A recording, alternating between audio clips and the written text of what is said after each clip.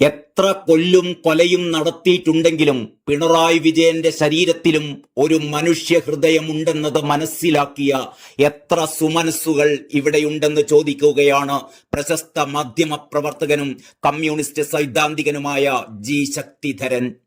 അത് തനിക്ക് മനസ്സിലായത് ഇന്നലെയാണ് എന്നാണ് അദ്ദേഹം ഫേസ്ബുക്ക് കുറിപ്പിൽ കുറിച്ചിട്ടത്. മകൾ വീണ പ്രോസിക്യൂഷന് ഇരയായതോടെയാണ് ഒരച്ഛന്റെ പരിഭ്രാന്തിയും ഉൾക്കിടിലവും എന്തെന്ന് തനിക്ക് മനസ്സിലായത്.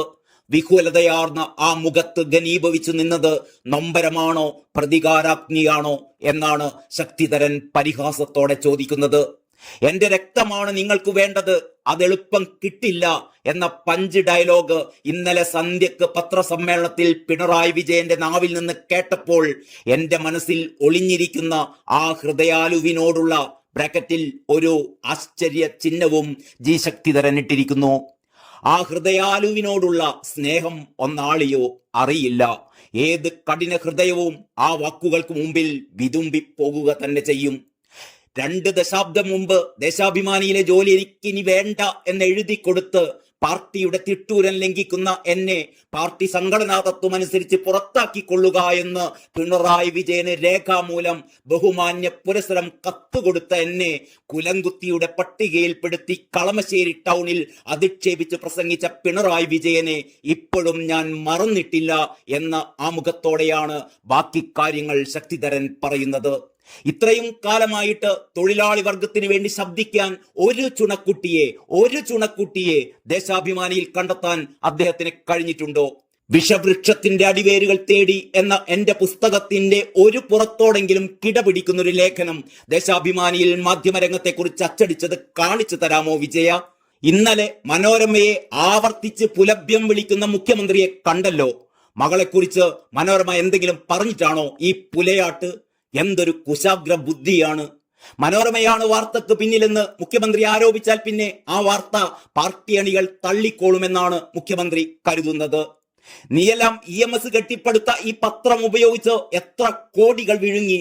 പ്രകൃതി വിരുദ്ധത്തിന് വഴങ്ങി രാപ്പനി അനുഭവിച്ച് ശീലിച്ചവർ എന്തൊക്കെയാണ് നേടിയത്? ശക്തിധരൻ ചോദിക്കുന്നു.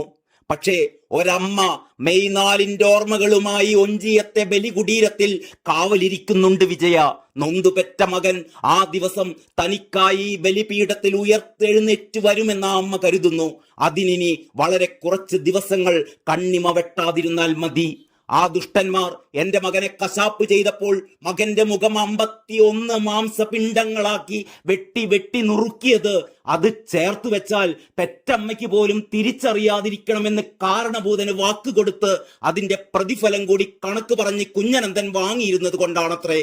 ഏത് പ്രതിസന്ധി ഘട്ടത്തിലും തലയെടുപ്പോടെ നിന്നിരുന്ന പിണറായി വിജയൻ ശീർഷാസനത്തിൽ നിൽക്കുന്ന കാഴ്ചയായിരുന്നു ഇന്നലെ കണ്ടത്. കാലിൽ രാജവെമ്പാലയാണ് ചുറ്റിക്കിടക്കുന്നത് എങ്കിലും അത് വെറും ഓലപ്പാമ്പാണെന്ന് പറഞ്ഞ് പുച്ഛിച്ച് ഊശിയടിക്കുന്ന പിണറായി വിജയനെയല്ല ഇന്നലെ കണ്ടത്.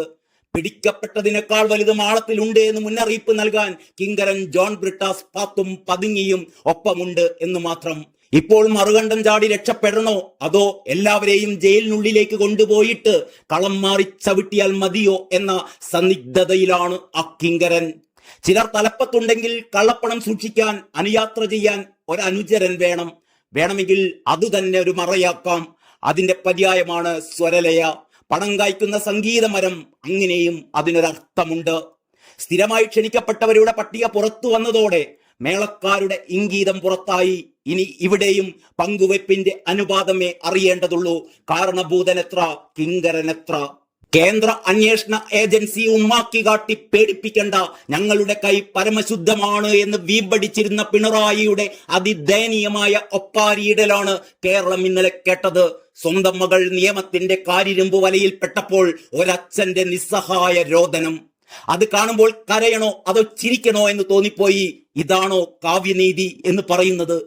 മുഖ്യമന്ത്രി കസേരയിൽ ഇരിക്കെ ഒരു ദിവസവും അദ്ദേഹത്തിനോ മകൾക്കോ കുടുംബാംഗങ്ങളിൽ ആർക്കെങ്കിലുമോ 1 മണിക്കൂറെങ്കിലും തടവറയിൽ കിടക്കേണ്ടി വന്നിട്ടില്ല.